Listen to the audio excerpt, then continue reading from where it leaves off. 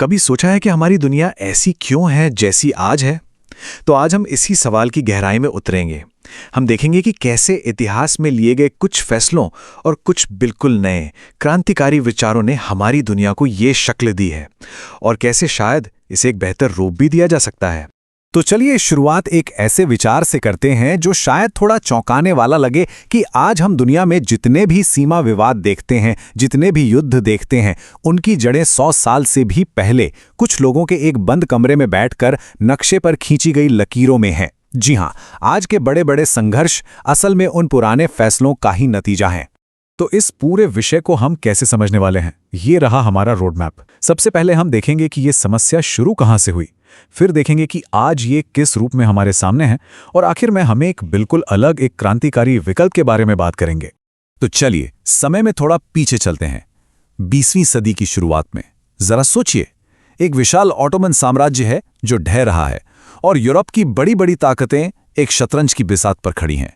हर कोई इसका एक बड़ा टुकड़ा हड़पने के लिए तैयार है।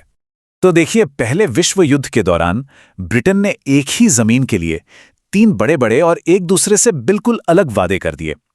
ये एक बहुत ही उलझा हुआ जाल था और इन्हीं वादों ने आने वाले कई दशकों के लिए संघर्ष के बीज बो दिए थे।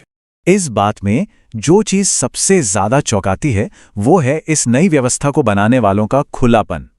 उन्होंने खुले तौर पर यह मान लिया कि उन्हें वहां रहने वाले लोगों की इच्छाओं से कोई लेना देना नहीं है। इससे साफ पता चलता है कि उनके फैसले इंसाफ के लिए नहीं बल्कि ताकत और कंट्रोल के लिए थे। तो असल में इन सब के पीछे था क्या? सिर्फ जमीन नहीं थी, बल्कि एक ऐसा संसाधन था जो 20वीं सदी की दुनिया को ताकत देने वाला था, और वो था तेल। तेल की यही भूख इन फैसलों के पीछे की असली वजह थी, और सच तो ये है कि आज भी दुनिया की राजनीति में इसकी बहुत बड़ी भूमिका है। और यहां एक और दिलचस्प बात सामने आती है। देखिए, राजनीतिक सीमाएं खिंचने से बहुत पहले प्राइवेट पैसा उस पूरे इलाके को एक नया आकार दे रहा था। ये दिखाता है कि पैसे और भू राजनीति का रिश्ता कितना गहरा और शक्तिशाली है, और ये आज भी उतना ही सच है। तो ये जो संघर्ष की विरासत थी, ये एक ऐसी मॉडर्न व्यवस्था में कैसे बदल गई जो खुद ब खुद चलती रहती है। चलिए अब इस पर एक नजर डालते हैं।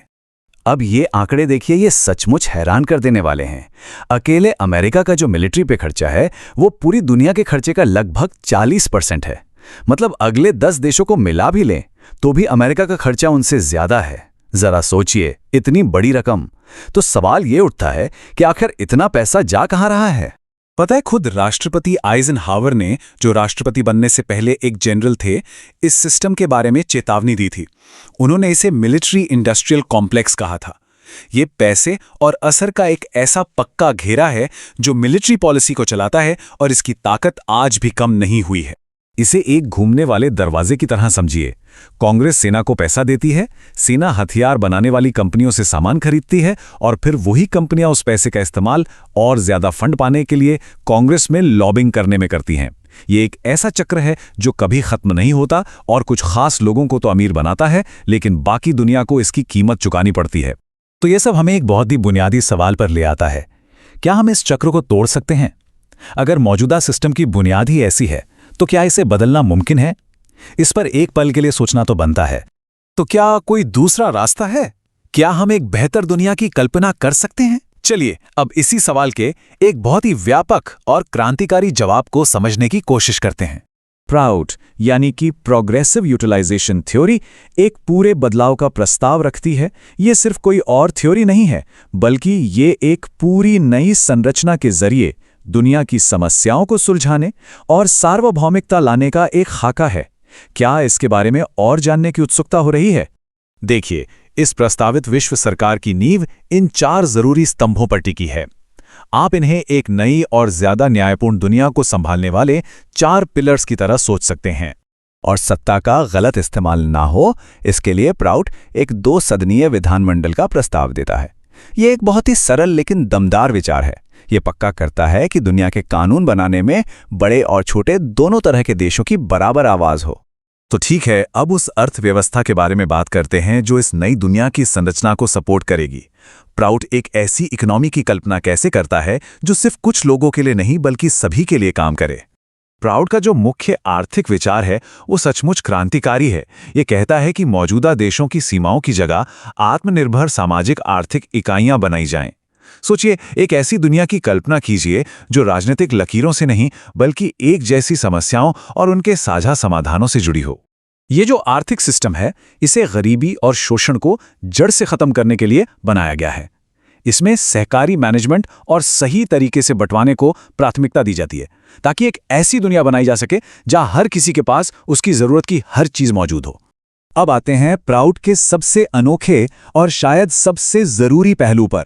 ये राजनीतिक शक्ति को कैसे मैनेज करने का प्रस्ताव देता है और ये कैसे पक्का करता है कि वो हमेशा नैतिक बनी रहे।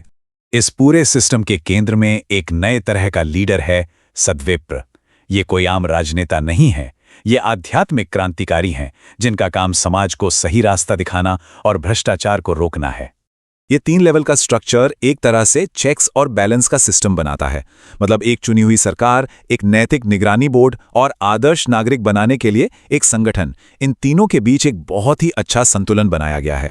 ये जो बात है, ये प्राउड के दर्शन के बिल्कुल केंद्र में है कि एक मजबूत, आजाद, नैतिक शक्ति के बिना कोई भी सरकार हो, उसका अत्याचारी बनना लगभग तय है। ये एक ऐसी चेतावनी है जिस पर हमें आज की दुनिया में जरूर गौर करना चाहिए। तो ये सब हमें एक आखिरी लेकिन बहुत ही दमदार सवाल पर लाकर खड़ा कर देता है। हम एक बेहतर दुनिया आखिर बनाएं कैसे? क्या हम सत्ता के पुराने नियमों को ही खेलते रहें या फिर एक पूरी तरह से नई नियम पुस्तिका लिखने की हिम्मत करें? अब ये सोचना हमारे ऊपर है।